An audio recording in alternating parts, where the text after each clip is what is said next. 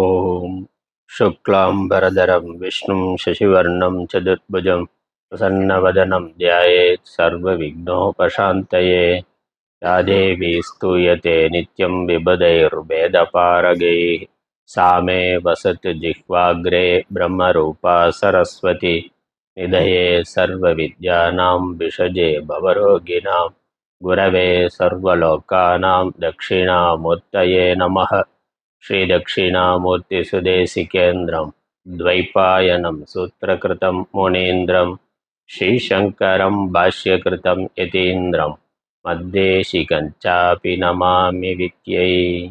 ॐ सहना भवतु सहनौ भुनक्तु सह वीर्यङ्करवावहै तेजस्विनावधीतमस्तु मा विद्विषावहैः। ओम शांति शांति शांति।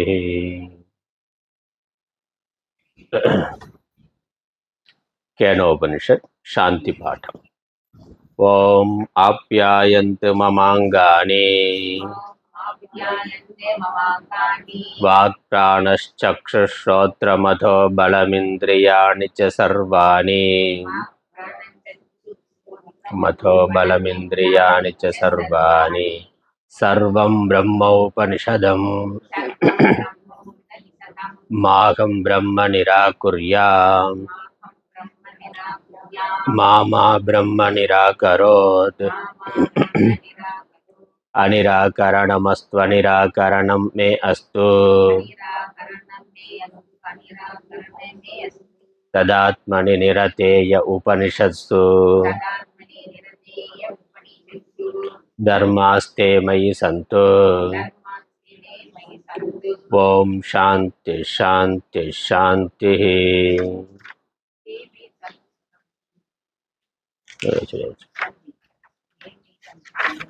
चले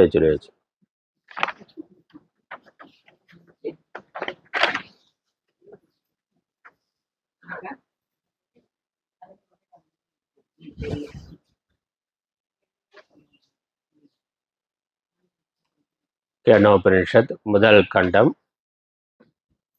நான்காவது மந்திரம்.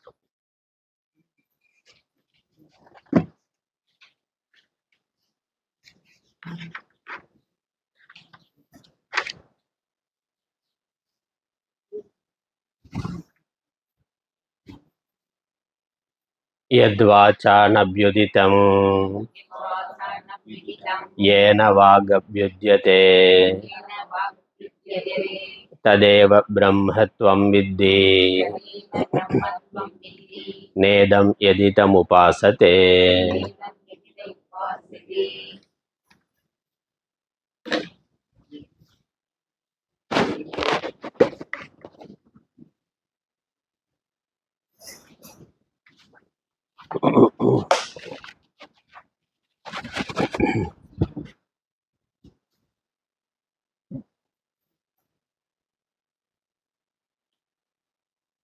உடலிற்கு வேறாக எந்த ஒன்று இருந்து உடலை இயக்குவதாக இருக்கின்றது. சுருக்கமாக சொன்னால் உடல் இயங்குவதற்கு காரணமாக இருப்பது எது? அதற்கு குருவினுடைய பதில் பிரம்மம். பிரம்மம் என்ற பரம்பொருள் உடலின் ஒவ்வொரு உறுப்பும் இயங்குவதற்கு கண்ணுக்கு கண்ணாக, காதுக்கு காதாக, பிராணனுக்கு பிராணனாக, மனதுக்கு மனதாக அது இருக்கின்றது. அவ்வாறு சொன்னதோட தாத்பரியம், இந்த கண், காது, பிராணன் தானாக இயங்கக்கூடியது அல்ல. அது இயங்குவதற்கு ஒரு சக்தியானது இருக்கின்றது. அது கண்ணோ, காதோ, பிராணனோ, மனதோ அல்ல, அதற்கு வேறானது. ஒரு பிரம்மமானது உடலிற்கு வேறான தனித்த சொந்தமான இருப்புடையது. அது இந்த உடல் இயங்குவதற்கு காரணமாக இருக்கின்றது. அந்த பிரம்மத்தை இந்த இந்திரியங்களால் நாம் அறிந்து கொள்ள முடியாது. இது இரண்டாவது விஷயம். அந்த பிரம்மத்தை இந்திரியங்களால் அறிந்து கொள்ள முடியாது. ஏனெனில் அது இந்திரியங்களுக்கு ஆதாரமாக இருப்பது. இந்திரியங்களுக்கு வேறாக இருப்பது, இந்திரியங்களுக்கு ஆதாரமாக இருப்பது. இதுதான் இத குருவினுடைய பதில், குருவினுடைய உபதேசம். ஆகவே இந்த உடம்போ, மனதோ, பிராணனோ, புத்தியோ இவைகள் ஆத்மா அல்ல. ஆத்மா இதற்கு வேறாக இருக்கின்றது. பிரம்மம் என்பதற்கு இன்னொரு வார்த்தை ஆத்மா. உடம்புக்குள்ள சொல்ற பொழுது ஆத்மா, ஜீவாத்மா, பரமாத்மா என்று சொல்லுகின்றோம். அதற்கு சாஸ்திரம் ஒட்டுமொத்தமா பிரபஞ்சத்திற்கும் ஆதாரம் என்று சொல்லுகின்ற பொழுது பரமாத்மா அல்லது பிரம்மம் என்ற சப்தத்துல சொல்லுகின்றது. பிரம்மம்னு சொல்றதுனால இந்த உடம்புக்கு வேறாக இருந்து எது உடலை இயக்குகின்றதோ அது எல்லா உடல்களுக்கும் வேறாக ஆதாரமாக இருப்பது. உடல் பலவாக இருக்கலாம், உடலுக்குள்ள இருந்து உடலை இயக்குகின்ற சக்தி ஒன்றுதான், அது பிரம்மம், அது இறைவன். அதற்கு தனித்த ஒரு ரூபமோ குணமோ இல்லை. அதனால அதற்கு நிர்குண பிரம்மம்னு பேரு. வெறும் பிரம்மம்னு சொல்லாம நிர்குண பிரம்மம் என்று சொல்லலாம். அந்த நிர்குண பிரம்மமானது அநேக சக்திகளை கொண்டது. அந்த சக்திகளுக்கு மாயா சக்தின்னு பேரு. அந்த மாயா சக்தியினால அது பல்வேறு உடல்களை, பல்வேறு ரூபங்களை எடுத்துக்கொண்டு உலகமாகவும் ஜீவர்களாகவும் விளங்கி கொண்டிருக்கின்றது. இந்த உடலை நடத்துகின்ற பல்வேறு தேவர்களாகவும் விளங்கி கொண்டிருக்கின்றது. இதான் வேதத்தினுடைய உபனிஷத்துக்களுடைய தாத்பரியமான உபதேசம். இருக்கிறது ஒரு பொருள், நிர்குண பிரம்மம். அது தன்னுடைய மாயா சக்தியினால பல்வேறு ரூபங்களை எடுத்துக்கொண்டு தேவர்களாகவும் ஜீவர்களாகவும் உலகமாகவும் ஜடமான உலகமாகவும் அதுவே விளங்கி கொண்டு இருக்கின்றது. ஆகவே ஒருவன் தன்னை நான் உடல் மனது இவைகள் மட்டும் அல்ல, இவைகளுக்கு ஆதாரமான சைத்தன்யமான ஆத்மா பிரம்மம் என்று அறிந்து கொள்ள வேண்டும். இந்த உடல் மனது அந்த ஆத்மாவை பிரம்மத்தை ஆதாரமாக கொண்டு இருக்கின்றது, ஆதாரமாக கொண்டு இயங்குகின்றது. அந்த ஆத்மா இல்லைன்னா உடல் என்பதே இல்லை. அதனால நம்ம சாதாரணமா உடம்பு மட்டும்தான் இருக்கு, அதுதான் நான் என்று நினைத்து கொண்டிருக்கிறோம். சாஸ்திரம் நமக்கு அறிமுகப்படுத்துறது என்னது? உடம்பு இயங்குவதற்கு காரணமாக வேறொன்று இருக்கு, அது ஆத்மா. அதற்கப்புறம் அடுத்த படியில் என்னது? அந்த ஆத்மா இருக்கிறதுனால தான் உடம்பு இருக்கின்றது. உடம்பு இருக்கு, ஆத்மா இருக்கு, ரெண்டு பொருள் இருக்கானா? ஆத்மா தான் இருக்கு. ஆத்மா உடல் இருப்பதற்கு ஆதாரமாக, காரணமாக இருக்கின்றது. அதனால இந்த உடல் ஆத்மாவை சார்ந்த தற்காலிகமான இருப்புடையது. இந்த உடல்ங்கிற பொழுது உடல் மட்டுமல்ல, உலகமும். உலகம்ங்கிறதும் அதே ஆத்மாவை ஆதாரமாக, பிரம்மத்தை ஆதாரமாக கொண்டது தான். அந்த பிரம்மம் இல்லாம உலகம்ங்கிறது இல்லை. உலகம் மட்டுமல்ல, உடல் மட்டுமல்ல, எல்லா தேவர்களும். அதனால் பிரம்மா, விஷ்ணு, சிவன், மற்ற என்னெல்லாம் அதற்கு கீழே எண்ணற்ற தேவதா ரூபங்கள் வைத்திருக்கிறோமோ அந்த தேவதைகளும் பிரம்மத்தை ஆதாரமாக கொண்டவை. பிரம்மம் இல்லை என்றால் இவை எதுவும் இல்லை. வேற விதமா சொன்னா அந்த பிரம்மம் தான் ஒரு நாம ரூபத்தை எடுத்துக்கொண்டு பிரம்மாதி தேவர்களாகவும் உலகமாகவும் ஜீவர்களாகவும் இருக்கின்றது. இதுதான் உபதேசத்தினுடைய தாத்பரியம். இதை பல கோணங்கள்ல சொல்லி இருக்கிறார். இந்த அப்படிப்பட்ட பிரம்மத்தை எந்த ஒரு காலத்திலும் எந்த ஒரு சூழ்நிலையிலும் அறியப்படும் பொருளாக நம்மால் அறிய முடியாது. அது அடுத்த விஷயம். அடுத்த விஷயம் என்னது? அதை நான் பார்க்கணும், அந்த பிரம்மத்தை நான் பார்க்கணும். எல்லாத்துக்கு ஆதாரமா பிரம்மம் இருக்குன்னு சொல்றீங்களே, அந்த பிரம்மத்தை நான் பார்க்கணும். அந்த பிரம்மம் எனக்குள்ள இருக்கிறத என்னால பார்க்க முடியாம இருக்கலாம். ஏன்னா அது இந்த கண்ணுக்கு உள்ள இருக்கிறதுனால, என்னுடைய உயிரை நான் பார்க்க முடியாம இருக்கலாம். என்னுடைய ஆத்மாவை, பிரம்மத்தை நான் பார்க்க முடியாம இருக்கலாம். எனக்கு புறத்துல இருக்கிறதும் பிரம்மத்தை ஆதாரமாக கொண்டது தானே. அதனால புறத்துல இருக்கிற பிரம்மத்தை நான் பார்க்கலாமான்னு கேட்கலாம்ல. கேட்டா ஒன்றும் தப்பு இல்லையே, கேட்கலாமே. உள்ள இருக்கிறதான் பார்க்க முடியும். என் கண்ணை என்னால பார்க்க முடியாம இருக்கலாம். ஏன்னா அந்த கண்ணை வச்சுதான் புறத்துல இருக்க எல்லா விஷயத்தையும் நான் பார்க்கிறேன். இந்த கண்ணை கொண்டே இந்த கண்ணை பார்க்க முடியாமல் இருக்கலாம். ஆனா இந்த கண்ணால புறத்துல இருக்க இன்னொரு கண்ணை பார்க்கலாமே. இன்னொருத்தருடைய கண்ணை பார்க்க முடியும்ல. நான் உங்க கண்ணை பார்க்கலாம், நீங்க என்னுடைய கண்ணை பார்க்கலாம். அப்படி பார்க்க முடிகிற பொழுது அதே மாதிரி இந்த ஆத்மா அல்லது பிரம்மத்தையும் என்னுடைய ஆத்மாவை நான் பார்க்க முடியாம இருக்கலாம். உங்களுடைய ஆத்மா உங்களுக்குள்ள இருக்கக்கூடிய ஆத்மாவையோ பிரம்மத்தையோ நான் பார்க்க முடியாதா? பார்க்கலாமேனா? அப்படிதான் அப்படின்னு கேள்வி கேட்டா அதுவும் முடியாது. அதுவும் முடியாது. ஏன்னா அப்படி பார்ப்பதற்கான அது குணத்துல, ரூபத்துல, வடிவத்துல அது இல்லை. பார்க்கணும்னா அதற்கு ஏதோ ஒரு குணம் இருக்கணும், ஒரு வடிவம் இருக்கணும். அப்படி இருக்கிற ஒன்றைத்தான் நம்ம பார்க்க முடியும். அது எதுவும் இல்லாததை நம்மால பார்க்க முடியாது. உதாரணம் நம்ம பார்த்தோம், பல முறை பார்த்திருக்கிறோம். மின்சாரம் தான்.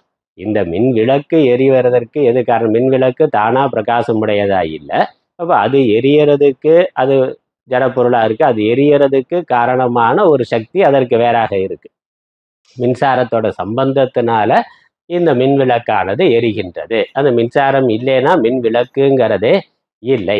அதனால இந்த மின் விளக்கு இருக்கு, அது ஒளிர்கிறது, அதனால பொருள் தெரிகிறது என்றாலும் இந்த மின் விளக்கானது தானா சுதந்திரமாக ஒளிரும் தன்மை உடையது அல்ல. அதே மாதிரி உடம்பு இருக்கு, உடம்பை வைத்துக்கொண்டு உலக விவகாரங்கிற பண்ணுகின்றோம் என்றாலும் இந்த உடம்பு தானாக இருப்புடையதோ இயங்கக்கூடியதோ அல்ல. அது முதல் விவேகம். அதற்கப்புறம் அப்போ இந்த மின் விளக்குக்கு வேறாக ஒரு மின்சாரம் இருக்கு. அந்த மின்சாரத்தோட சம்பந்தத்தினால தான் இந்த மின் விளக்கானது ஒளிர்கின்றது. தான் ஒளிர்ந்து மற்றவற்றை ஒளிர்விக்கின்றது. தன் முன்னிலையில இருக்கிறத அது ஒளிர்விக்கின்றது. இந்த மின்சாரத்தினால, இந்த மின் விளக்குனால தனக்கு புறத்துல இருக்கக்கூடிய பொருள்களை ஒளிர்விக்கிற மாதிரி தனக்கு காரணமா இருக்கக்கூடிய மின்சாரத்தை ஒளிர்விக்க முடியுமான்னு. அந்த மின்சாரம் மின்விளக்கு எல்லாத்தையும் காமிக்குதே, தனக்கு பின்னாடி இருக்கக்கூடிய மின்சாரத்தையும் காமிக்கலாமேனா? அப்படி காட்ட முடியாது. ஏன்னா அதுக்கு பின்னாடி இருக்கு. ஆனால் அது பின்னாடி இருக்கிறதுனால காட்ட முடியாது. அப்ப அடுத்த கேள்வி கேட்கலாம், இந்த மின்விளக்கு தனக்கு பின்னாடி இருக்க மின்சாரத்தை காட்ட முடியாம இருக்கலாம், பக்கத்துல இருக்கக்கூடிய மின்விளக்குக்கு பின்னாடி இருக்கக்கூடிய மின்சாரத்தை காட்டலாமே? கேள்வி முதல்ல வர சொல்றோம். எனக்குள்ள இருக்க ஆத்மாவை என்னால பார்க்க முடியாதுன்னா வெளியே இருக்கக்கூடிய உடம்புல இருக்கக்கூடிய அந்த ஆத்மாவை, அந்த உயிரை நான் பார்க்கலாமேனா? அப்படியும் பார்க்க முடியாது. அதுதான். அதனால பக்கத்துல இருக்க இன்னொரு மின் விளக்கை இந்த மின்விளக்கு பிரகாசப்படுத்தலாம்.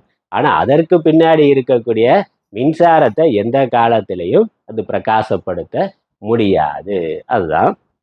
அதனால என்னுடைய ஆத்மாவை நான் பார்க்க முடியல, என்னுடைய உயிரை என்னால பார்க்க முடியலை என்றாலும் பக்கத்துல இருக்கக்கூடிய ஒரு போஸ்ட் உடம்ப அறுத்து பார்க்குறானே, டாக்டரா இருக்கார், மருத்துவரா இருக்கிறார், உடம்புல இருக்கக்கூடிய எல்லா உறுப்பையும் அவர் பார்க்க முடிகிறதுனா, அப்ப உள்ள இருக்க உயிரையும் பார்க்கலாமேனா?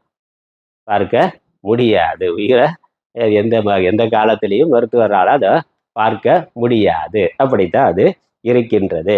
அப்படி என்றால் உயிர் இருக்குங்கிறதுக்கு என்ன பிரமாணம்?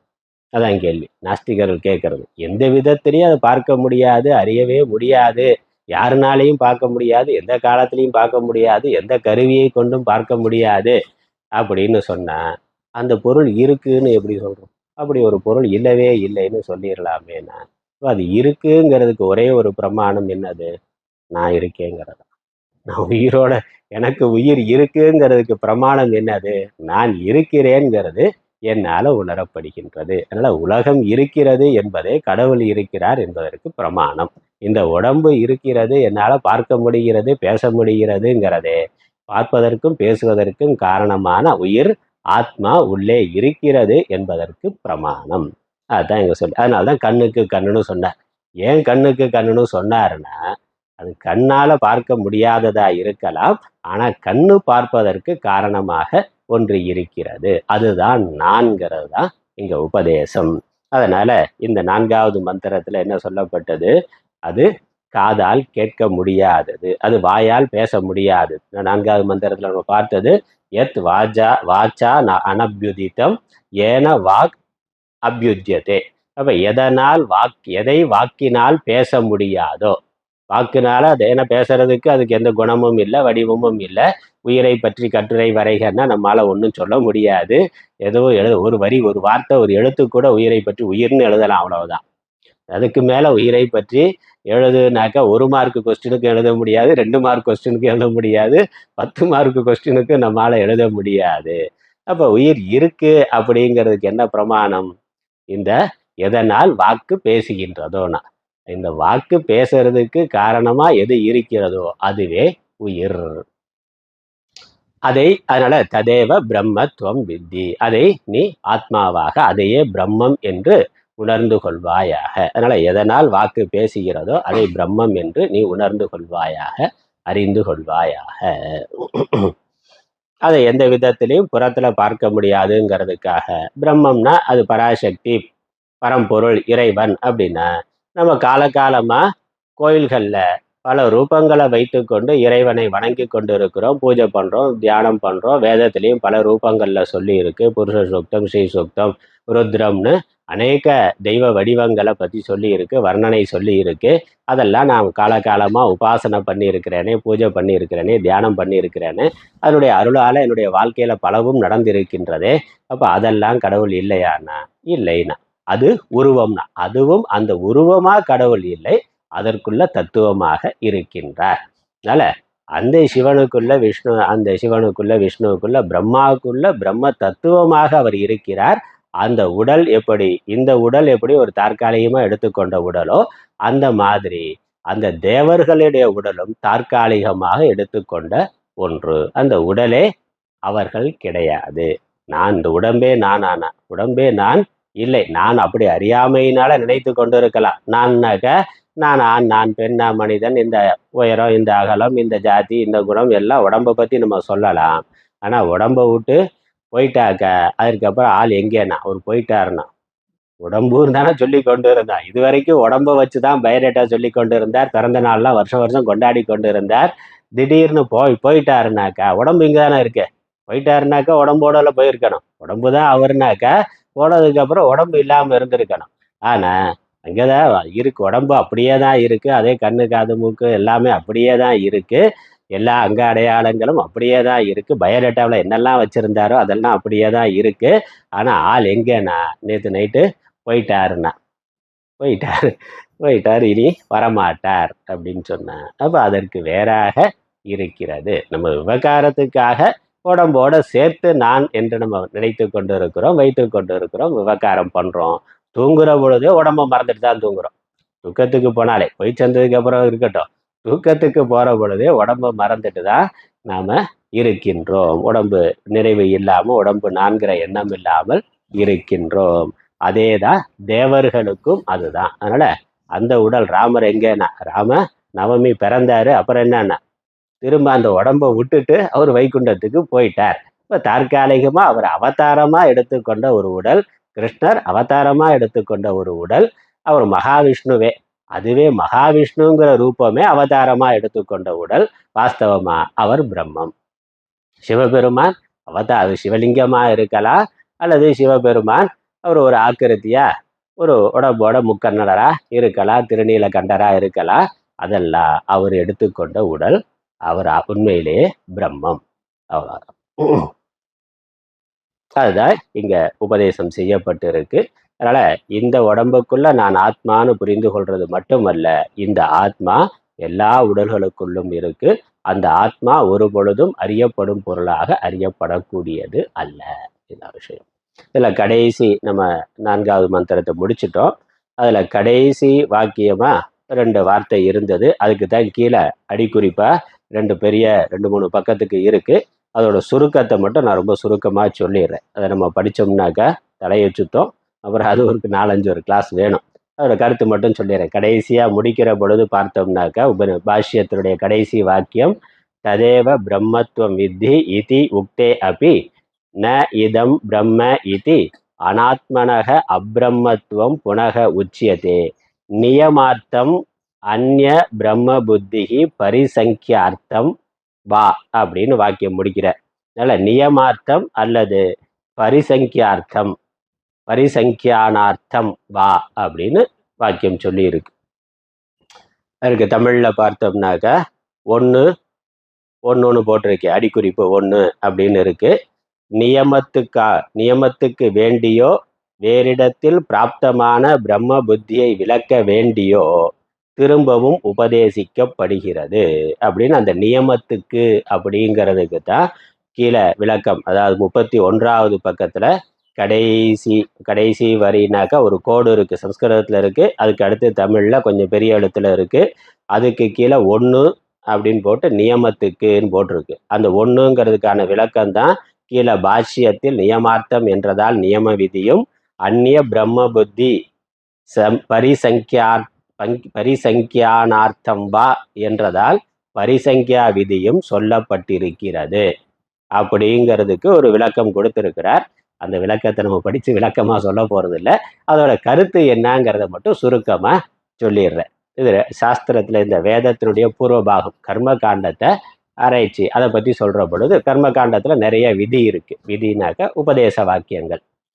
அந்த விதியை மூன்றா பிரிக்கிறார்கள். அபூர்வ விதி, நியம விதி, பரிசங்கியா விதி. அபூர்வ விதியை பற்றி இங்கே பேசலை.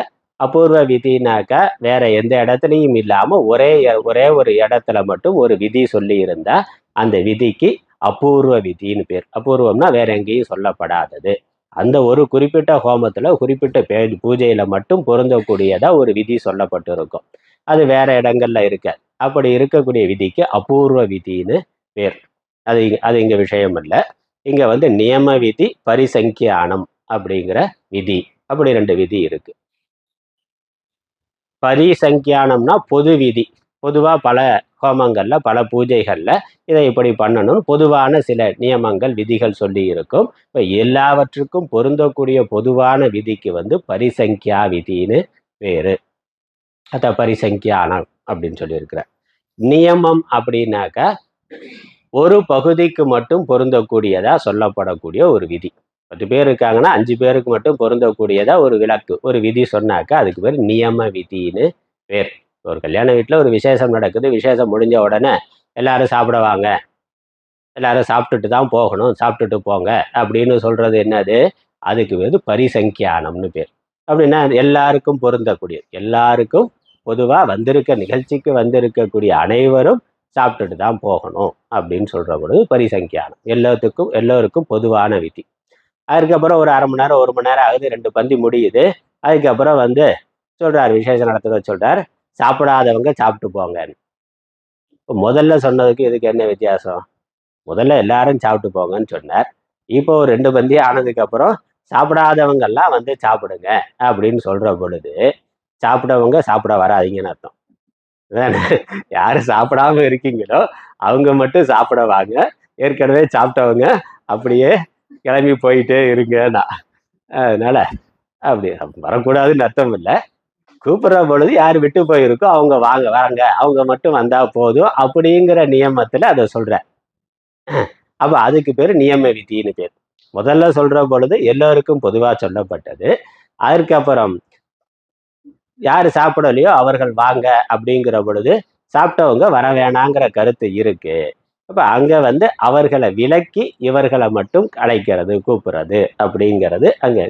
அதே மாதிரி சாஸ்திரத்திலையும் சில விதிகள் இருக்கு. அந்த மாதிரி இருக்கிற விதிக்கு நியம விதின்னு பேர். இதுதான் இதுக்கு அர்த்தம்.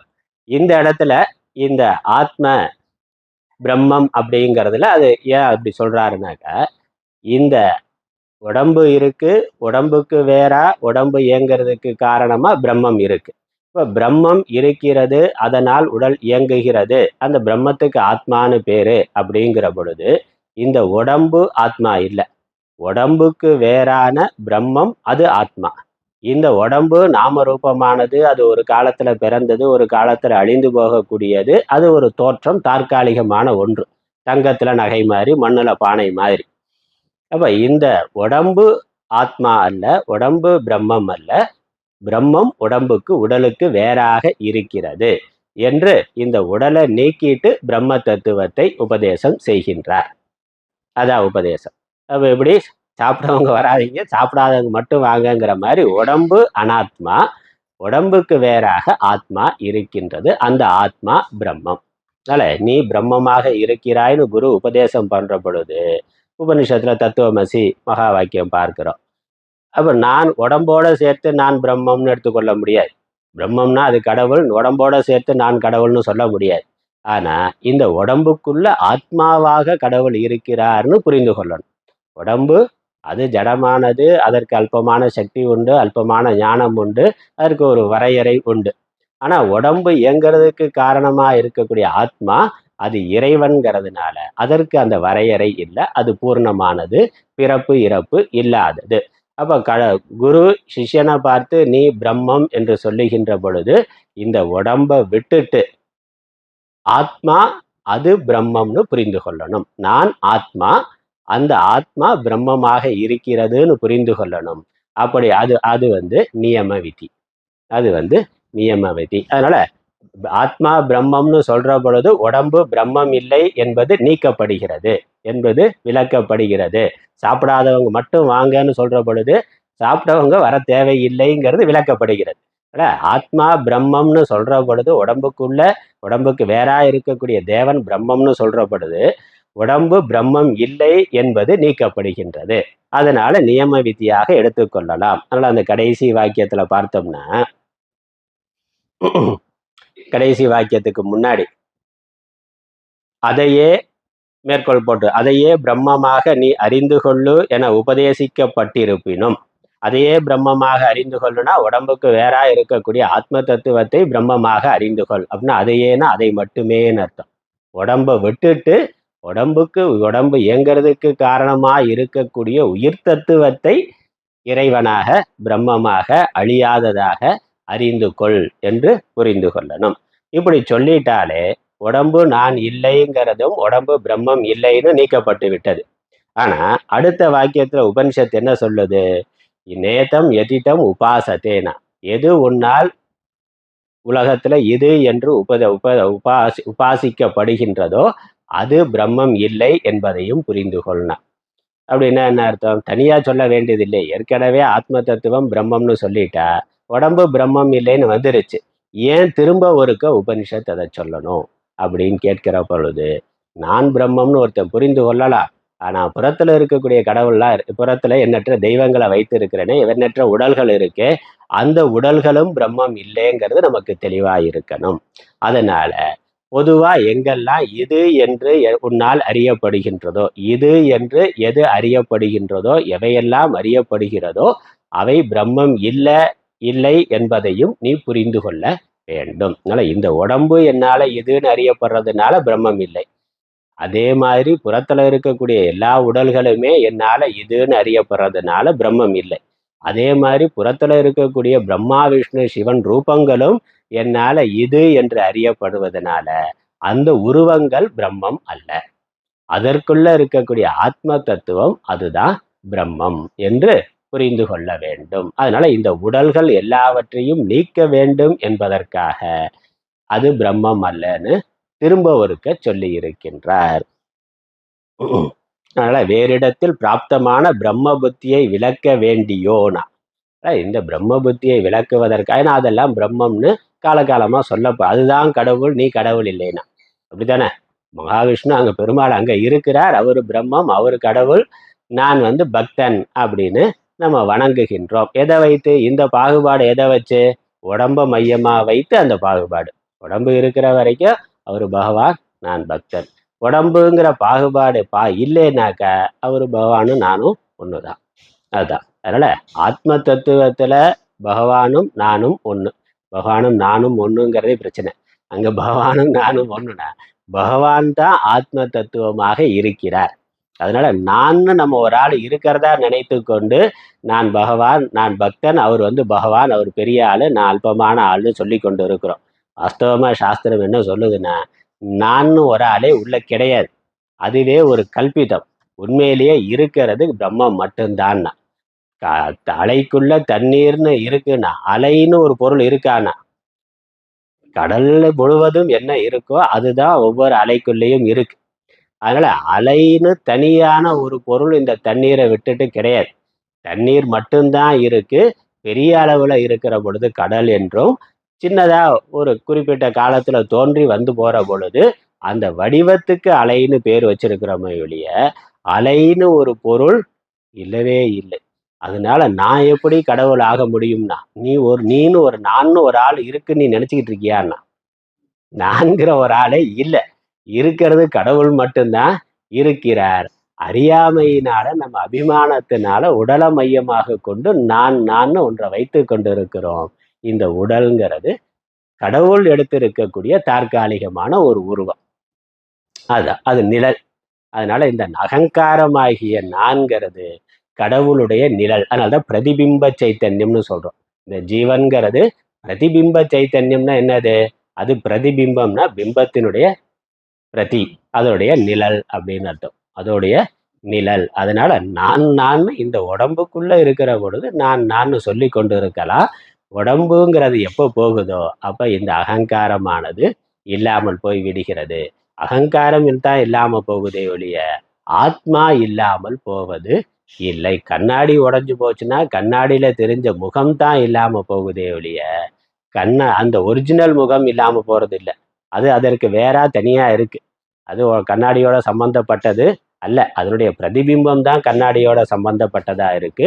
கண்ணாடி உடைகின்ற பொழுது அந்த பிரதிபிம்பமும் போகலாம், அல்லது 4-5 தெரியலாம். அப்புறம் பிரதிபிம்பம் போகுமானா இன்னொரு கண்ணாடி வந்து அதுல தெரியும். இந்த உடம்பு போன இன்னொரு உடம்பு வந்து அந்த உடம்புல நான்கிற எண்ணம் வரும். அடுத்த உடம்பு வந்து அந்த உடம்புல நான்கிற எண்ணம் வரும்.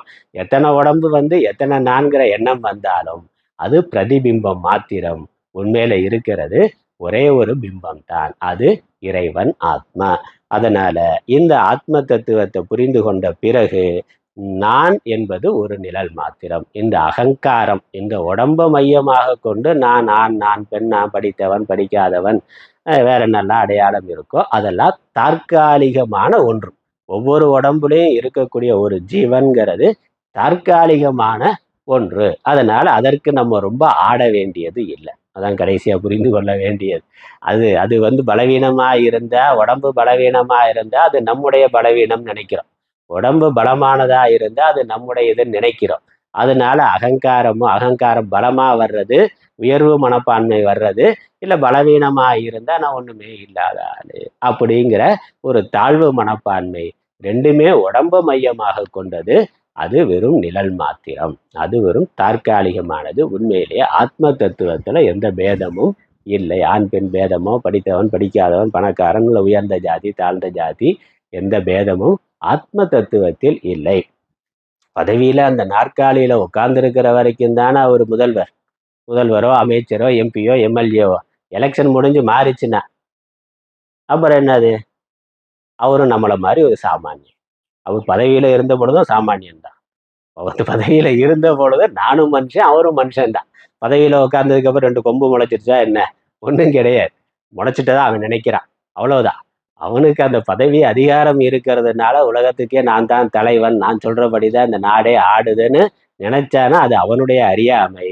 எப்ப வேணாலும் அது மாறலாம். அதனால அது தற்காலிகமான ஒன்று. அந்த பதவிக்கு இருக்கக்கூடிய அந்த ஒரு சக்தி, அவ்வளவுதான். அடிப்படையில அவனும் மனிதன், நாமளும் மனிதன். பதவி இல்லைன்னா அவரும் ஒண்ணு நாமளும் ஒண்ணு. அதனால அதே மாதிரி தான் இந்த பிரம்மா விஷ்ணு சிவன்கிறதெல்லாம் அவர் அந்த படைக்கிற வேலையை செய்கிற பொழுது அவரு அப்படி. அவர் படைக்கப்பட்டது இந்த உடம்புங்கிற பொழுது இது அப்படி. ஆனா உள்ள இருக்க ஆத்ம தத்துவம் ஒன்றுதான். அதனால இந்த விவகார விஷயத்துல இருக்கக்கூடியதையும் உள்ள அதற்கு பாரமார்த்திகமா இருக்கக்கூடிய ஆத்ம தத்துவத்தையும் நாம புரிந்து கொண்டா இந்த விவகாரமான உலகம் தற்காலிகமானது, ஆத்ம தத்துவம் பிறப்பு இறப்பு இல்லாதது. அதனால நான் பிரம்மம்னா அங்க பிறப்பு இறப்பு இல்லை. நான் தண்ணீர்னா அலை அப்படிங்கிறது தற்காலிகமான ஒன்று. அதனால அந்த உடம்பு இருக்கிற வரைக்கும் உடம்புக்கு ஏற்றாற் போல நம்ம விவகாரம் பண்ணலாம். அது பண்ணித்தான் ஆகணும். உடம்பு இருக்கிற வரைக்கும் பசி தாகம் இருக்கும், மற்ற முதுமை வரும், மற்ற நோய் முதலானவை வரலாம், மற்ற கொடுக்கல் வாங்கல் விவகாரம் இருக்கு. சுற்றி நம்மளை மாதிரி 4 மனிதர்கள் இருக்கிறார்கள். ஒவ்வொரு மனிதர்களுக்கு தகுந்த மாதிரி நம்ம விவகாரம் பண்ணணும். அதெல்லாம் தர்ம விஷயத்துக்குள்ள வர்றது. அங்க தர்மத்தை நம்ம கடைபிடிக்கணும். புரிந்து கொள்ள வேண்டிய தத்துவம் என்ன? இந்த தர்மமும் இந்த உடம்பு உலக விவகாரம் எல்லாம் தற்காலிகமான ஒன்று. அந்த நேரத்துல அது அப்படி, அது முடிஞ்சு விட்டா அவ்வளவுதான். தூங்கிட்டாலே அவ்வளவுதான். தூங்கிட்டாலே அப்பாவும் கிடையாது, பையனும் கிடையாது, அம்மாவும் கிடையாது, பேரனும் கிடையாது, பேத்தி தாத்தா ஒன்றும் கிடையாது. தூங்கிட்டாக்கா எல்லாம் ஒரே தூக்கத்துல இருக்கிற பொழுது என்னது? உடம்பு மட்டும்தான் இருக்கு. உள்ள இருக்கிறது யாருக்கும் எந்த அபிமானமும் இல்லை. பணக்கார ஏழை எதுவுமே கிடையாது, எதுவுமே இல்லை. தூங்கிட்டாலும் இல்லை, உடம்பு போயிட்டாலும் இல்லை. அது இருக்கிற பொழுது இல்லைங்கிறத புரிந்து கொள்ளணும். அவ்வளவுதான். அதுக்குதான் சாஸ்திரம். தூங்கிட்டா எப்படி இல்லையோ, உடம்ப விட்டுட்டா எப்படி இல்லையோ, இருக்கிற பொழுதும் அது அப்படித்தான். நான் எதுவும் இல்லாதவனாக, இல்லாத ஆத்மாவாக இருக்கிறேன்னு புரிந்து கொண்டு அந்தந்த உடம்போட அப்படி அப்படி விவகாரத்தை செய்து கொண்டு இருக்கின்றோம். அவ்வளவுதான். அதனால இது ஒரு உடல்ங்கிறது ஒரு வேஷம் என்பதுதான் புரிந்து கொள்ளணும். ஒரு நடிகன் தான் விரும்பி போட்டுக்கொள்ற ஒரு வேஷம் மாதிரி தற்காலிகமான ஒன்று. அதனால சினிமாவில் முதல்வனா வேஷம் போட்டதுனால அவரே முதல்வர் ஆயிரலாமான்னு அது அது சினிமாவுக்காக போட்ட வேஷம், அவ்வளவுதான். அங்க அவர் பறந்து பறந்து சண்டை போடுறாரு, அதே மாதிரி நிஜமா போடுவாரான்னு அவருக்கே தெரியும், போட மாட்டோன்னு. ஒன்றும் முடியாதுங்கிறது தெரியும். அப்ப அது அதற்கானது. அந்த நேரத்துல அது அப்படி, அவ்வளவுதான். அதே மாதிரி தான் நம்மளுடைய வாழ்க்கையில நடக்கக்கூடிய எல்லா விவகாரங்களும், மாமியார் மருமக சண்டையா இருக்கலாம், இல்ல அப்பா பையன் சண்டையா இருக்கலாம், இல்ல நாத்தனார் சண்டை, கொழுந்தியா சண்டை, வேற என்னெல்லாம் சண்டை வச்சிருக்கீல, சண்டை போடுறதுக்கு 1000 விஷயங்கள் 1000 விவகாரம் வச்சிருக்கு. ஆனா அந்தந்த விஷயத்துல அந்தந்த விவகாரத்துல அது அப்படி, அதோட அதை மறந்துடணும். அதுக்கப்புறம் அது நிரந்தரமா மனசுல வச்சுக்கிட்டு இருக்கிறதா நமக்கு பிரச்சனை. அந்த நேரத்துக்கு ஒரு கருத்து வேறுபாடு இருக்கு. அதனால சில வார்த்தைகள பேசிக்கொள்கிறோம். சில விவகாரங்கள் முன்ன பின்ன இருக்கு. அது முடிஞ்ச உடனே அத மறந்துறணும். அவ்வளவுதான். அடுத்த நாள் சகஜமா இருக்கலாம். எல்லாரும் மாரி சகஜமா இருக்கலாம். அடுத்த பிரச்சனை வரும்போது திரும்ப சண்டை போட்டுக்கலாம். அது அடுத்த நாள். அதனால நீ நேத்து அத சொன்னியே, நேத்து அப்படி பேசினியே, போன வருஷம் அப்படி பேசினியே, 10 வருஷத்துக்கு முன்னாடி அப்படி பேசினியே, அப்படிங்கிறதெல்லாம் நினைவுல வைத்துக் கொண்டு இருக்கிறது தான் நமக்கு பிரச்சனை. அது அது அன்னன்னைக்கு அப்படி அப்படி முடிஞ்சு போச்சு. சரி, அடுத்த பாட்டுக்கு போலாம். இதே கருத்து தான் அடுத்த 6வது மந்திரத்துல இருந்து 9வது மந்திரம் வரைக்கும், இந்த அத்தியாயம் முடிகிற வரைக்கும் இதே தான் திரும்ப திரும்ப வரும். அதனால அதெல்லாம் நம்ம சுருக்கமா பார்த்து வேகமா பார்த்துட்டு போயிடலாம். பாஷ்யமும் விரிவான விளக்கம் ஒன்றும் இல்லை, இதே அடிப்படை கருத்து தான். 6வது மந்திரம். என் மனசான மனுதே ஏனாகுர் மனோமதம் ததேவ பிரம்மத்வம் வித்தி நேதம் எதிதமுபாசதே. என் மனசான மனுதே ஏனாகுர் மனோமதம் ததேவ பிரம்மத்வம் வித்தி நேதம் எதிதமுபாசதே.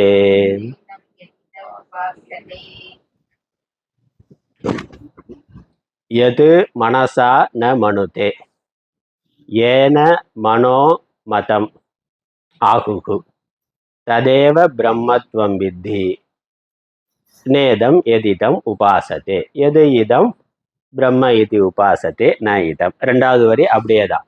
ததேவ பிரம்மத்துவம் வித்தி நேதம் எதிதம் உபாசத்தே. அதே முதல் போன மந்திரத்துல வந்து அதே வரி தான், எந்த மாற்றமும் இல்லை. முதல் வரியில மட்டும் அங்க வாக்கு சொல்லி இருந்தது, இங்க மனசு சொல்லி இருக்கு, அவ்வளவுதான் வித்தியாசம்.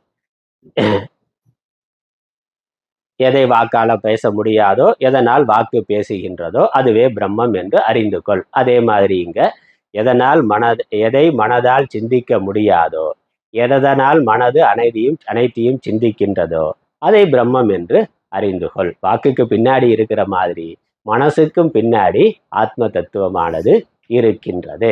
ஏன்னா சாதாரணமா நம்ம என்ன நினைக்கிறோம், வாக்கு இருக்கு, வாக்கு பேசுதுன்னா, வாய் தானா பேசுறது இல்லை, வாய் ஒரு கருவி தான். அது பேச வைக்கிறது எது? உள்ள இருக்க மனசு. மனசு அது சிந்தனை பண்ணுது, அது நினைக்குது, அது என்ன நினைக்குதோ அதை வாய் மூலமாக பேசுகின்றது. அதனால வாக்கு மனதை இயக்குகின்றது. அதனால வாக்குக்கு பாஸ் யாரு? மனது. இப்போ அவரே பாஸானா இல்லை, அவருக்கு மேல ஒரு பாஸ் இருக்கிறாரு.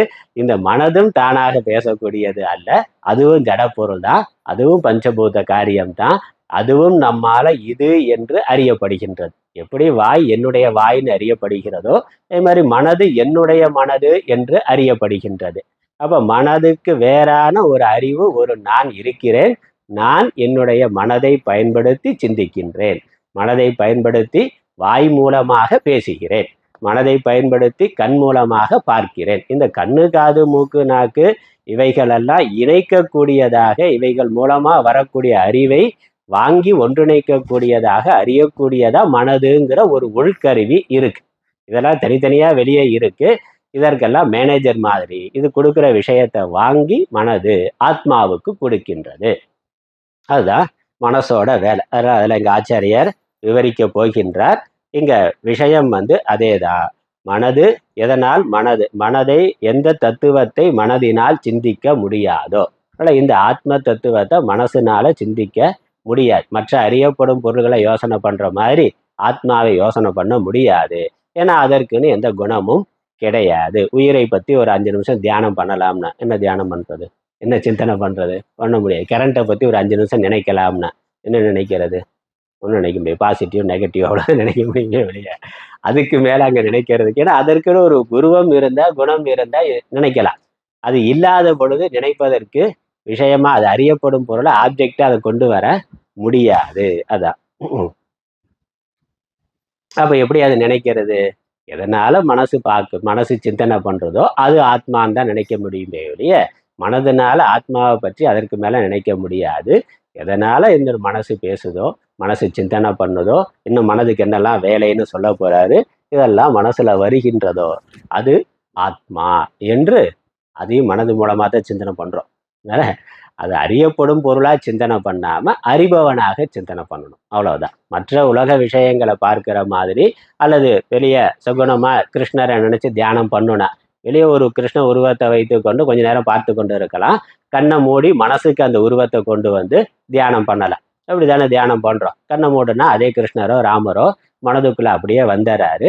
அதை நினைத்து தியானம் பண்ணி அதிலேயே மனசை ஒடுக்க முடியும். அது சகுனமா கிருஷ்ணர் ராமர்னு நினைக்கிற பொழுது. அதே மாதிரி பிரம்ம தத்துவத்தை புறத்துல பார்த்துட்டு மனசுல கொண்டு வர முடியுமான்னு முடியாது. அப்ப பிரம்ம தத்துவத்தை எப்படி சிந்தனை பண்றது? எதனால மனசு சிந்தனை பண்ணுதோ அது பிரம்மம்னா. எது இருக்கிறதுனால மனசு இருக்கோ, எது இருக்கிறதுனால மனதுல பலவிதமான உணர்வுகள் வருதோ அது பிரம்மம் என்று, அது ஆத்மா என்று, அது நான் என்று அப்படித்தான் சிந்தனை பண்ண முடியும். அதான் இங்க சொல்ற. பாஷ்யத்தை பார்க்கலாம். என் மனசான மனுதே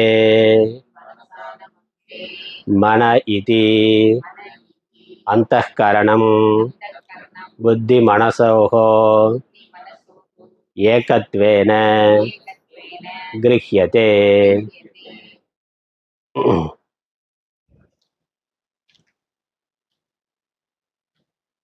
மனுதே அனேன இதி மனஹ சர்வகரண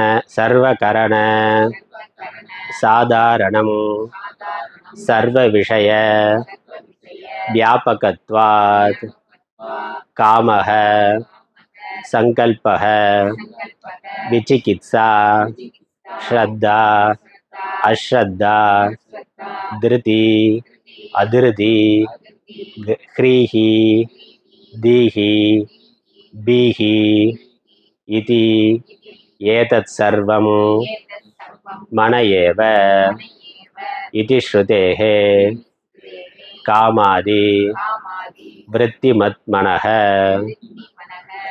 தேன மனசா யத் சைத்தன்ய ஜோதிஹி மனசஹ அவபாசகம் ந மனுதே ந சங்கல்பயதி நாபி நிஷ்சினோதி லோகஹ மனசஹ அவபாசகத்வேன நியந்திரத்வாத்.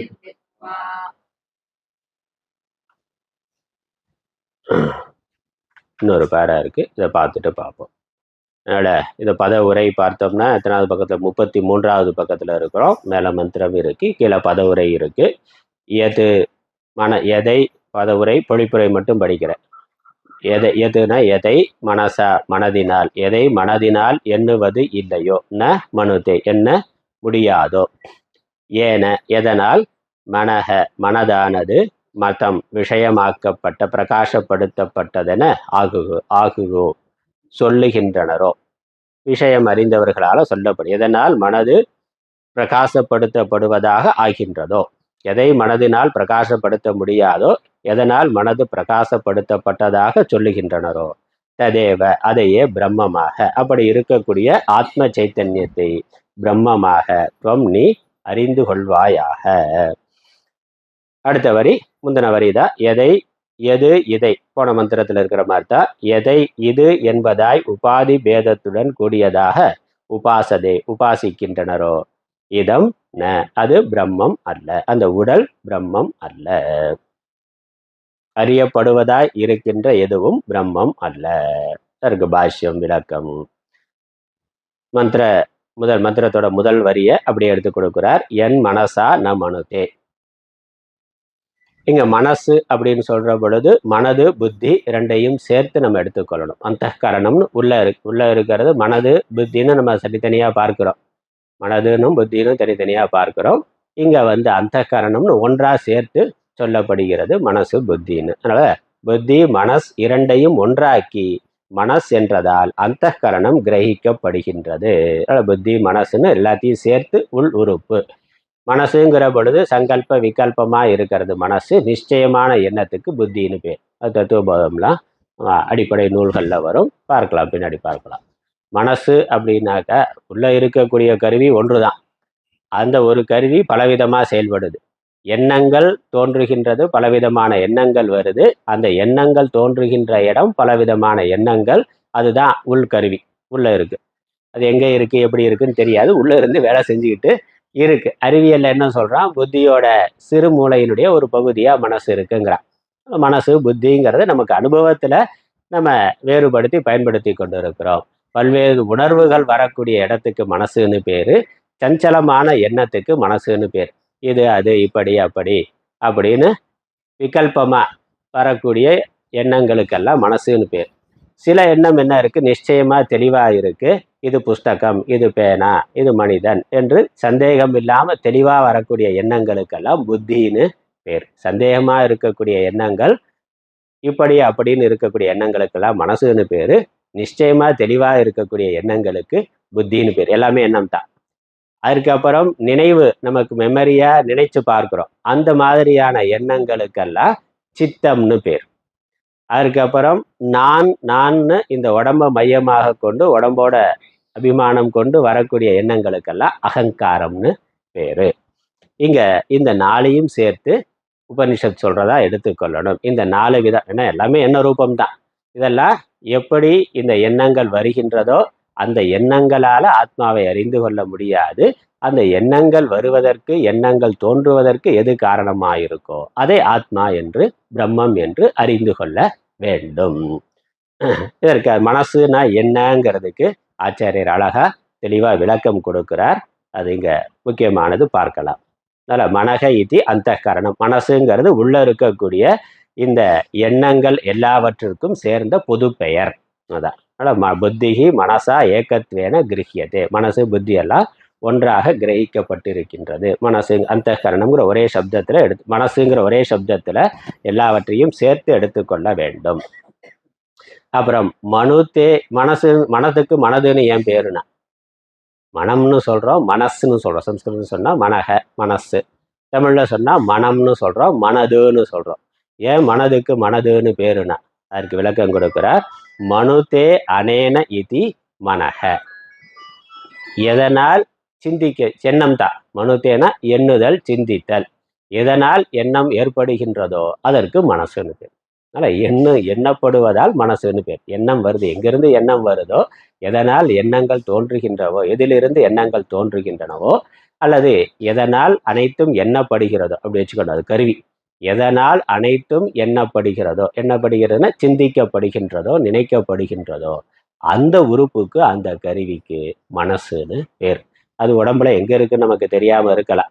அது புத்தியில இருக்கு. நம்ம சாதாரணமா உணர்வுகள் எல்லாம் மனதுல அனுபவிக்கப்படுறதுனால மனசுனாக்க இங்க நினைக்கிறோம். அதே புத்தினாக்கா அது தலைக்குள்ள இருக்கிறதா நினைக்கிறோம். அப்படி ஒரு அனுபவத்துல நமக்கு அப்படி வேறுபட்ட உணர்வு இருக்கு. ஏன்னா உணர்வு மேலிடுகிற பொழுது நமக்கு அந்த உணர்வு இங்க இந்த இடத்துல, இந்த ஸ்தானத்துல உணரப்படுகிறதுனால மனசுனா அது இங்க இருக்கிறதுன்னு, புத்தினா தலைக்குள்ள இருக்கிறதுன்னு நினைக்கிறோம். சாதாரணமா மனசுனா எல்லா விதமான உணர்வுகளும், உள்ள தோன்றுகின்ற எல்லா விதமான அனுபவங்கள், உணர்வுகள், அதற்கு மனம்னு பேர். எங்க தோன்றுகிறதோ அது எங்க வேணாலும் வச்சுங்க. அறிவியல் படி அது சிறுமூளைங்கிறான், சிறுமூளையினுடைய அடியிலேங்கிறான். அடியிலையோ மேலையோ சிறுமூளையோ உடம்புல ஏதோ ஒரு இடத்துல அது இருக்கு, வேலை செய்யுது. அது நமக்கு அனுபவமா பலவிதமான உணர்வுகள், பலவிதமான எண்ணங்கள், எதனால் இந்த உணர்வுகள், எண்ணங்கள் எல்லாம் உணரப்படுகிறதோ, அறியப்படுகின்றதோ அதுக்கு மனசுன்னு பேர். அவ்வளவுதான்.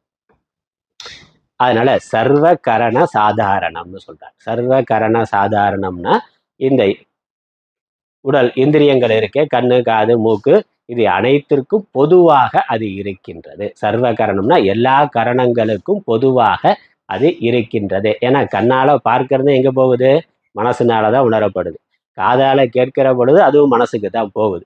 அதனால இந்த கர்ம இந்திரியங்கள், ஞான இந்திரியங்கள் அனைத்திற்கும் பொதுவா அனைத்தையும் ஒன்றிணைப்பதாக, அனைத்தையும் பயன்படுத்துவதாக இருப்பது எதுவோ அது மனசு. சர்வ கரண சாதாரணம், அனைத்துக்கும் பொதுவா இருக்கிறது அது.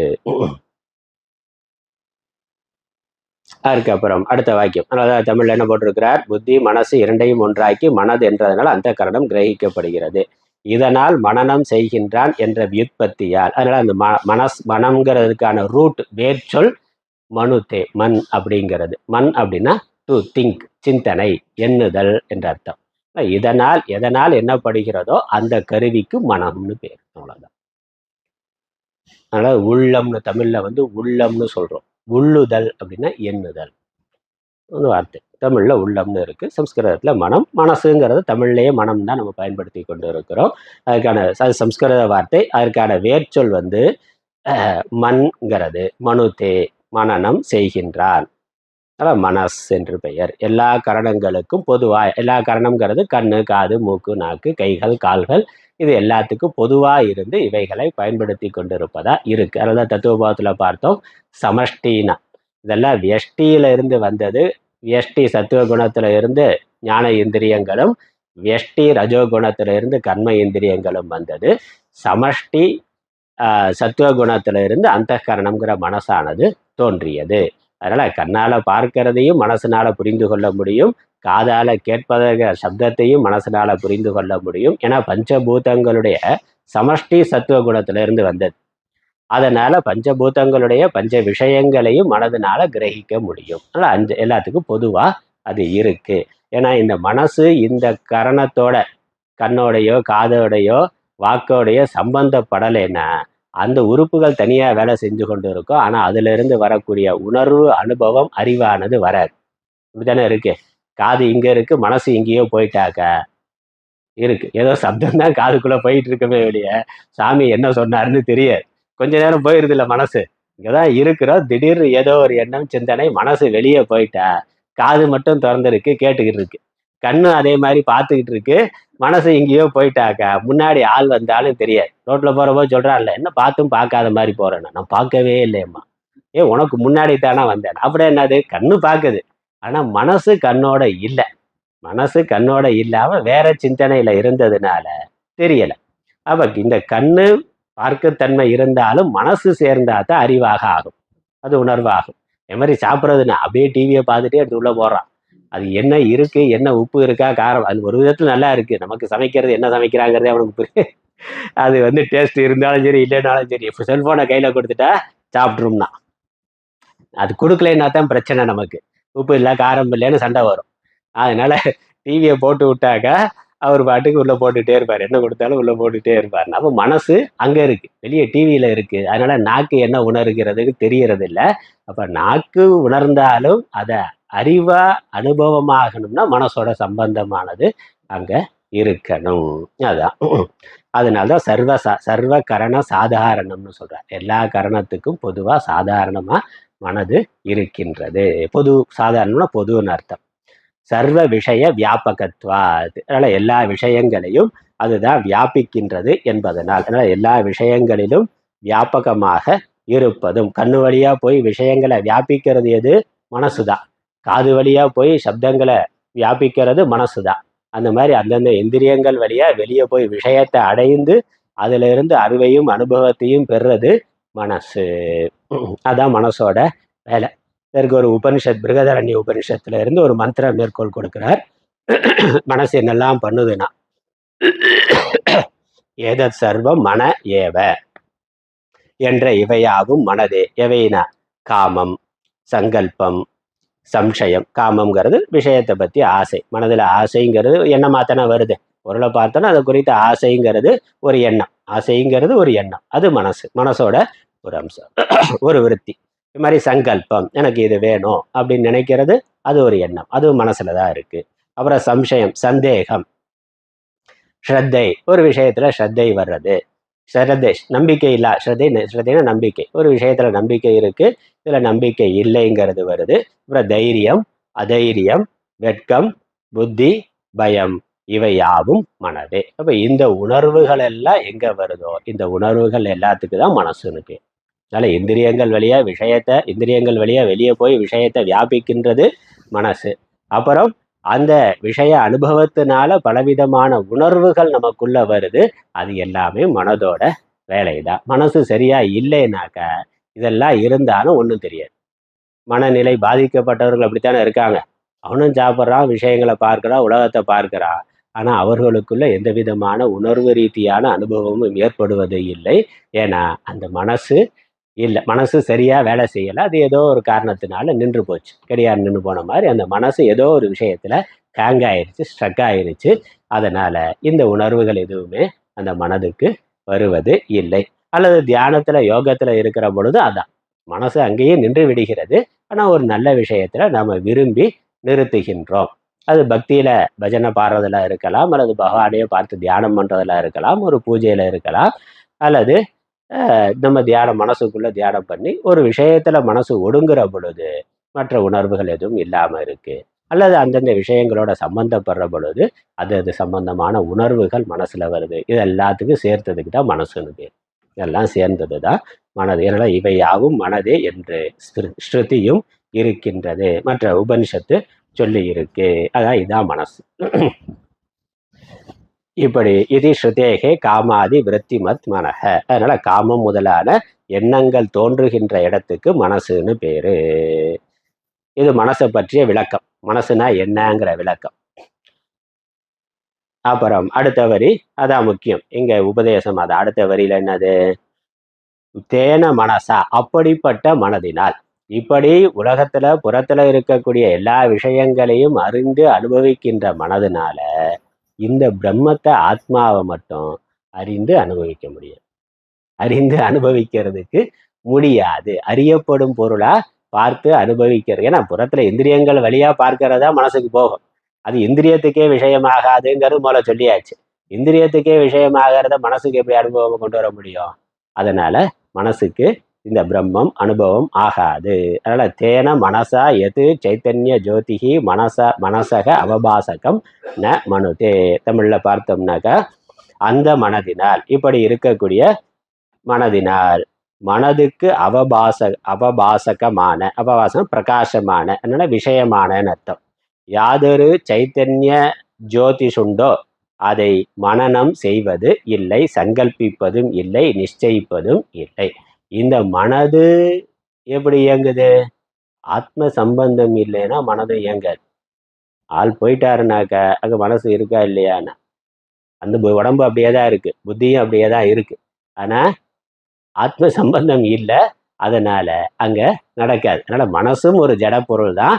அதற்கும் பின்னாடி அதற்கு அந்த சைத்தன்யத்தை, அதற்கு உயிரை கொடுத்து கொண்டு இருக்கிறது ஆத்மா. அந்த ஆத்மாவை இந்த மனசுனால சிந்திக்க முடியாது, பார்க்க முடியாது, உணர முடியாது. ஆனால் இது வந்து கம்ப்யூட்டரில் இருக்கக்கூடிய, நீங்கள் செல்ஃபோனில் இருக்கக்கூடிய சாஃப்ட்வேர் மாதிரி. இந்த உடம்பு ஹார்ட்வேர், அதற்குள்ள அது இயங்குறதுக்கு காரணமாக உள்ள ஒரு ப்ரோக்ராம் வச்சிருக்கிறானே, அது என்னது? சாஃப்ட்வேர். அந்த மாதிரி இந்த உடம்புக்குள்ளே இருந்து இதை பயன்படுத்தி கொண்டு இருக்கக்கூடிய சாஃப்ட்வேராக மனசு இருக்குது. ஆனால் வெறும் ஹார்ட்வேர் சாஃப்ட்வேர் மட்டும் இருந்தால் போதுமா? செல்ஃபோன் மட்டும் இருந்தால் போதுமா? அது வேலை செய்யறதுக்கு உள்ள பேட்டரி இருக்கணும், சார்ஜ் இருக்கணும்.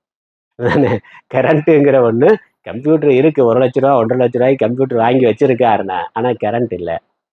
கரண்ட் இல்லைன்னா அது எவ்வளவு காஸ்ட்லியாக இருந்தாலும் பிரயோஜனம் இல்லை. அந்த மாதிரி இந்த மனசும் அது இயங்குறதுக்கு பின்னாடி ஆத்ம சைத்தன்யம் இருக்கு.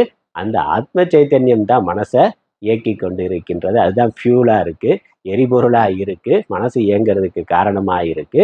அந்த ஆத்ம சைத்தன்யத்தை இந்த மனதினால புறத்துல பார்க்கிற விஷயத்தை சிந்தனை பண்ற மாதிரி சிந்திக்க முடியாது. அப்ப அந்த ஆத்ம சைதன்யம் இருக்குன்னு எப்படி தெரிந்து கொள்றது? எது இருக்கிறதுனால மனசு இருக்கோ அது ஆத்மான்னு மனதினால புரிந்து கொள்ளணும். அதனால யாதொரு சைத்தன்ய ஜோதிஷுண்டோ அதை மனனம் செய்வதில்லை. மனசுக்கு பிரகாசகமாக ஆவதிலிருந்து நியந்தாவான அதை நடத்துபவராக, அந்த மனதை தூண்டுபவராக. கரண்ட் இருக்கு இல்லைன்னு எப்படி தெரியும்? லைட்டை போட்டால் எரிஞ்சா கரண்ட் இருக்கு, கம்ப்யூட்டர் ஆன் பண்ணா மானிட்டரில் வந்தா கரண்ட் இருக்குன்னு அர்த்தம். அவ்வளோதானே? லைட் எரிஞ்சா கரண்ட் இருக்கு, லைட் எரியலைன்னா கரண்ட் இல்லை அதானே. அந்த மாதிரி மனசு வேலை செய்யறதுனால ஆத்மா இருக்குன்னு தெரிகிறது. மனசு வேலை செய்யலைன்னா ஆத்மா இல்லை. அதனால மனசு இயங்குவதற்கான ஒரு காரணம் இருக்கு, அது ஆத்மா, அது பிரம்மம் என்று புரிந்து கொள்ள வேண்டும். அதனால விளக்கம் கொடுக்கிறார். சரி, என்னுடைய ஆத்மாவை தான் நான் பார்க்க முடியாது, இந்த மனசுனால தனக்கு பின்னாடி இருக்க ஆத்மாவை பார்க்க முடியாது, புறத்துல இருக்கக்கூடிய இன்னொரு மனசுக்கு பின்னாடி இருக்க ஆத்மாவை பார்க்க முடியுமான்னு அதுவும் முடியாது. ஏன்னா அதுக்கு விளக்கம் இந்த ஆச்சாரியர் விளக்கம் கொடுக்கிறார் அடுத்த வரியில.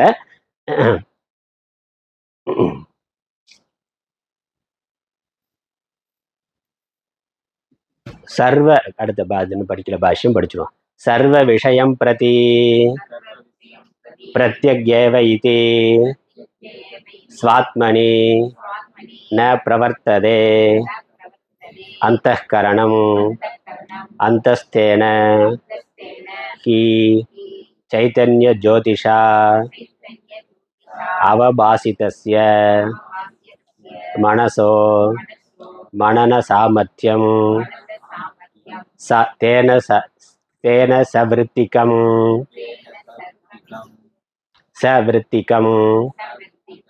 மனஹ ஏன பிரம்மணா மதம் விஷயீகிருதம் வியாப்தம் ஆகுகு கதயந்தி பிரம்மவிதः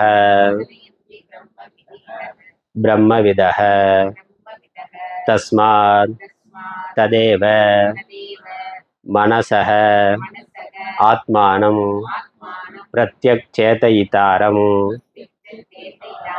பிரம்ம வித்தி நேதம் இத்தியாதி பூர்வவத். அதனால எல்லா விஷயத்தையும் குறித்து பிரத்யக்காகவே இருப்பதிலிருந்து அந்தःகரணமானது தனது ஆத்மாவிடத்தில் பிரவர்த்திப்பது இல்லை. எல்லா விஷயத்துக்கு பின்னாடியும் பிரத்யேக ஆத்ம சைத்தன்யமானது இருக்கிறது. பிரத்யேகனாக அதற்கு உள்ள அதிசூக்ஷமா ஆதாரமா இருக்கிறதுனால அதற்கு நம்ம கண்ணால வெளியே இருக்கிறதான் பார்க்க முடியுமே ஒழிய உள்ள இருக்கிறத போய் பார்க்க முடியாது. அது முன்னாடியே சொன்ன மாதிரி இந்த லைட்டுனால தனக்கு பின்னாடி இருக்க மின்சாரத்தை பார்க்க முடியாது, அதே மாதிரி பக்கத்துல இருக்க லைட்டுக்கு பின்னாடி இருக்க மின்சாரத்தையும் அதனால பார்க்க முடியாது. அப்படி பார்க்கணுங்கிற அவசியம் இல்லை. மின்சாரத்தை உணரணும்னா அது அடுத்த லைட்டுக்குள்ள போய் பார்க்க வேண்டியதில்லை, தனக்குள்ள போனாலே பார்க்கலாம். தனக்குள்ள எது இருக்கோ அதானே அங்கேயே இருக்கு. அதனால மின்சாரம் என்னன்னு நான் பார்க்கணும்னா கண்ணை மூடி உள்ள போனா எது இருக்கிறதுனால இது நான் ஒளிர்கிறேனோ அதுதான் மின்சாரம்னு புரிந்து கொள்ளணும். எது இருக்கிறதுனால இந்த மனசு சிந்தனை பண்ணுதோ, வாயு பேசுதோ, கண்ணு பார்க்குதோ அது ஆத்மா. அது எல்லா உடல்களுக்குள்ளேயும் அதே ஆத்மா தான் இருக்குன்னு அப்படி நாம புரிந்து கொள்ள வேண்டும். அப்படித்தான் புரிந்து கொள்ள முடியும். அதான் பிரத்யக்னு அர்த்தம். அப்ப பிரத்யக்னா எல்லாவற்றுள்ளும் அந்த ஒன்றே இருப்பதால் அது புறத்துல அறிய முடியாதது, தனது ஆத்மாவிடத்தில் பிரவர்த்திப்பதில்லை. தன்னுள் இருக்கிற சைத்தன்ய ஜோதிஷினால் பிரகாசப்படுத்தப்பட்ட மனசுக்கன்றோ மனனம் செய்யும் சாமர்த்தியம் ஏற்படுகின்றது. அப்ப எந்த சைத்தன்ய ஜோதிஷ் இருக்கிறதுனால மனசுக்கு இந்த சிந்தனை எண்ணுகின்ற எண்ணமானது வருகின்றதோ. உடம்பு நல்லா இருந்து இன்னைக்கு பிரெயின் டெட்டுங்கிறான். ஏதோ விபத்துல தலையில அடிபட்ட மூளை செயல்படாம போயிருக்கு. உடம்புல மற்ற எல்லா உறுப்பும் நல்லா இருக்கு. இயற்கையா மரணம் வர்ற பொழுது அது வேற. எவ்வளோ உடம்பெல்லாம் இறந்த பிறகு கூட புத்தி கொஞ்ச நேரத்துக்கு வேலை செஞ்சுட்டு அப்புறம் போகுங்கிறான். கடைசியா ஆஃப் ஆகிறது புத்தி. ஆனா சில விபத்து ஏற்படும் பொழுது, தலையில அடிபடுற பொழுது மூளை அதனுடைய செயல்பாட்டை நிறுத்திடுது, உடம்பு மட்டும் செயல்பட்டு கொண்டு இருக்கு. அதுக்கு மேல ரொம்ப நேரத்துக்கு இருக்காது, கொஞ்ச நேரத்துல அது போய்விடும். கரண்ட் போனதுக்கு அப்புறம் ஃபேன் ஒரு 4 சுத்து சுத்துது இல்லை, ஏற்கனவே சுத்தின அந்த தூக்கத்தினால ஒரு 10 சுத்து சுத்தம், கரண்ட் போயிடும். கரண்ட் போன பிறகு மெதுவா சுத்தி நிக்கிற மாதிரி இந்த பிரெயின் நின்னதுக்கு அப்புறமும் கொஞ்ச நேரத்துக்கு உடம்பு வேலை செய்யலாம். ஆனா அது இல்லைன்னா இது வேலை செய்யாது. அதே மாதிரி ஆத்ம சைத்தன்யம் இல்லைன்னா உடம்போட இயக்கமானது இல்லை. அதனால எந்த சைத்தன்ய ஜோதிஷ் இருக்கிறதுனால இந்த மனசு சிந்தனை பண்ணுகிறதோ, அதற்கு மனசுக்கு மனனம் செய்யும் சாமர்த்தியம் ஏற்படுகிறதோ, அது ஆத்மா, அது பிரம்மம்னு புரிந்து கொள்ளணும்.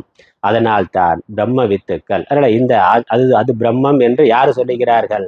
அந்த பிரம்மத்தை அறிந்தவர்கள் சொல்லுகிறார்கள். பிரம்ம வித்துக்கள்னா பிரம்மத்தை அறிந்தவர்கள். அதனால் உபனிஷத்தே அப்படி சொல்லுது. உபனிஷத்து தான் பிரம்மத்தை பற்றி நமக்கு சொல்லுது. ஆனால் உபனிஷத்து வாக்கியமே என்னது? பிரம்மத்தை அறிந்தவர்கள் மனது இயங்குவதற்கு எது காரணமாக இருக்கிறதோ அதை பிரம்மம் என்று சொல்லுகிறார்கள் அப்படின்னு. மனது பிரம்மத்தினால் மதம் விஷயீகரிக்கப்பட்டது, அதாவது வியாபிக்கப்பட்டது என சொல்லுகிறார்கள். அதனால பிரம்மத்தினுடைய வியாபகத்தினால தான் மனதானது இருக்கின்றது, மனது இயங்குகின்றது. அவ்வளவுதான் சுருக்கமா சொன்னா. பிரம்மத்தினுடைய வியாபகத்தினால, அதனுடைய சைத்தன்ய சம்பந்தத்தினால மனது இருப்பையும் இயக்கத்தையும் பெறுகின்றது. ஆகவே அதையே பிரத்யக் சேதன ரூபியான மனதினது ஆத்மாவையே. அதனால மனதுக்கும் வேற ஆத்மா இருக்கின்றது, பிரம்மமாக அறிந்து கொள். அப்படி உள்ள அந்தர் ஜோதிஷா பிரத்யேகா இருக்கிறதை பிரம்மம் ஆத்மா என்று, சைத்தன்யம் என்று அறிந்து கொள்வாயாக. அதுவே நான் என்று அறிந்து கொள்வாயாக. அதுவே இந்த பிரபஞ்சம் அனைத்திற்கும் ஆதாரமான ஒன்று என்று அறிந்து கொள்வாயாக. அதனால நேதம் எதிதம் உபாசதே என்ற தாதிகளுக்கு முன்போலவே பொருள் கொள்ளவும். அது முந்தின வாக்கியத்துல இருக்கிற மாதிரி தான், அதேதான். இப்படி அடுத்த மந்திரத்துல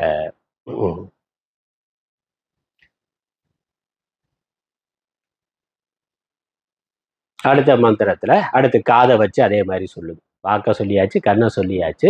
இது மாதிரி காதை வச்சு எதனால காது கேட்குதோ, எதை காதால கேட்க முடியாதோன்னா. பிரம்மத்தை காதுனால கேட்க முடியாது. அப்ப பிரம்மத்தை எப்படி தெரிஞ்சு கொள்றதுனால, எதனால காது கேட்குதோ அது பிரம்மம்னு தெரிந்து கொள்ள வேண்டும்னு அப்படியே அடுத்த மந்திரம் வருது. அதை அடுத்த வகுப்புல தொடர்வோம். ஓம் ஈஸ்வரோ குருராத்மேதி மூர்த்தி பேத விபாகினே வியமவத்யாப்ததேகாய தட்சிணாமூர்த்தயே நமः. ஓம் பூர்ணமதः பூர்ணமிதம் பூர்ணாத் பூர்ணமுதச்யதே பூர்ணஸ்ய பூர்ணமாதாய பூர்ணமேவாவசிஷ்யதே. ஓம் சாந்தி சாந்தி சாந்தி. ஹரி ஓம்.